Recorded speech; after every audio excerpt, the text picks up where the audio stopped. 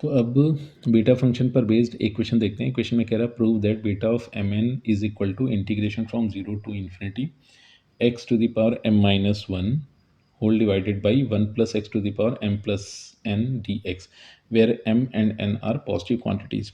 तो एक काम ही करते हैं कि इसको प्रूफ करने के लिए सबसे पहले तो जो स्टैंडर्ड बीटा फंक्शन है उसको लिख लेते हैं।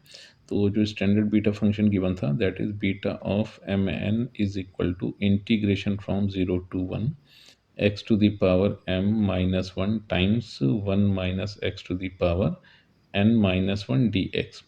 तो अब एक काम ये करते हैं कि ये जो इंटीग्रेशन दिया गया है इसमें एक सब्स्टिट्यूशन यूज़ कर लेते हैं और यहाँ पर सिंपली पुट किया x के प्लेस पर t divided by one plus T और इसको बोल देते हैं इक्वेशन नंबर वन। फिर इक्वेशन नंबर वन को दोनों तरफ t के रिस्पेक्ट में डिफ्रेंशिएट कर देते हैं।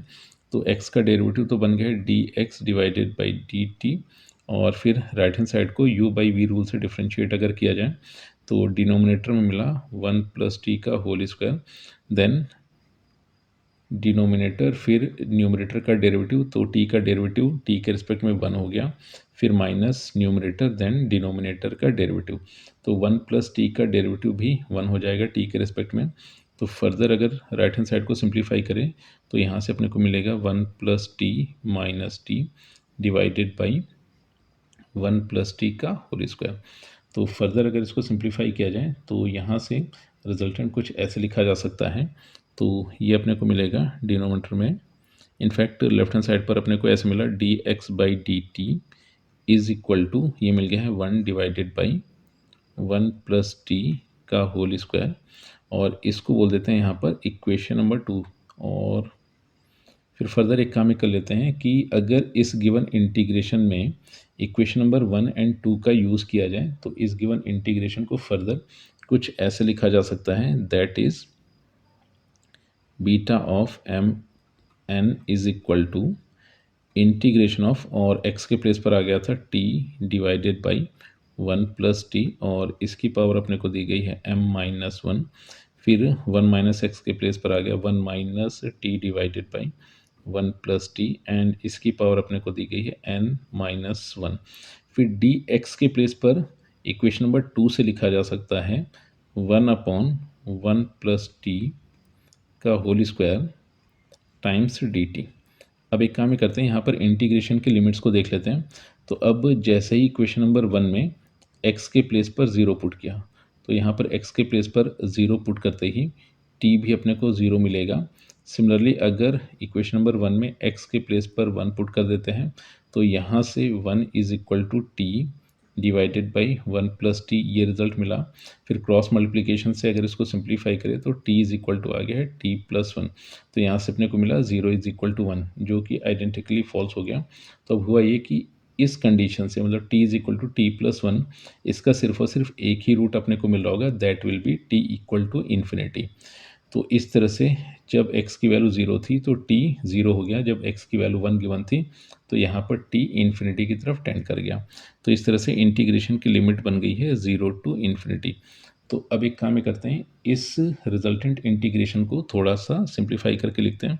तो अब यहाँ से राइट हैंड साइड पर अपने को मिला integration from zero to infinity और ये बन जाएगा t की power m minus one and denominator में अपने को मिल जा रहा है यहाँ से वन प्लस टी की power m minus one and denominator में ये वन प्लस टी का होल स्क्वायर भी गिवन था। तो एक काम ही करते हैं यहाँ पर टू इसको ऐड कर देते हैं।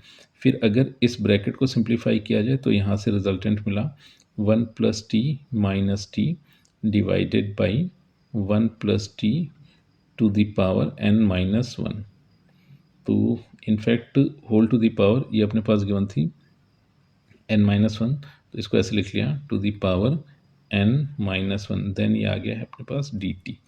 तो फर्दर अगर इसको सिंप्लीफाई करके लिखा जाए तो यहाँ से रिजल्टेंट लिखा जा सकता है integration from zero to infinity numerator मिल गया है t to the power m minus one and denominator में अपने को मिल जाएगा। अच्छा अब अगर इसको सिंप्लीफाई किया जाए इस ब्रैकेट के न्यूमरेटर को तो t से t कैंसिल हो गया तो यहाँ पर न्यूमरेटर में मिला वन उसकी पावर n माइनस वन तो वन ही रहेगी। तो यानी कि जो इंटीग्रेशन रिजल्टेंट अपने को मिल रहा है उसमें न्यूमरेटर में सिर्फ और सिर्फ t to the power m minus one रहेगा। फिर डिनोमिनेटर को अगर सिंप्लीफाई करें तो मिल गया है 1 प्लस टी, और इसकी पावर अपने को मिल रही है m प्लस 1, यहाँ से आ गया है। देन यहाँ से अपने को मिल जाएगा plus n minus 1 then D T. फिर फर्दर इसको और सिंप्लीफाई करके लिखा जाए तो यहाँ से बीटा ऑफ एम एन को अब लिखा जा सकता है integration from zero to infinity T to the power m minus 1 divided by 1 plus T to the power m plus n D T. तो अब यही जो अपने पास फर्दर रिजल्ट गिवन था, इनफैक्ट यही अपने को प्रूव करना था कि बीटा एम एन इस इंटीग्रेशन के इक्वल होगा। तो यही इस क्वेश्चन का आंसर है। इनफैक्ट यही इस प्रूफ का प्रूफ दिया गया है।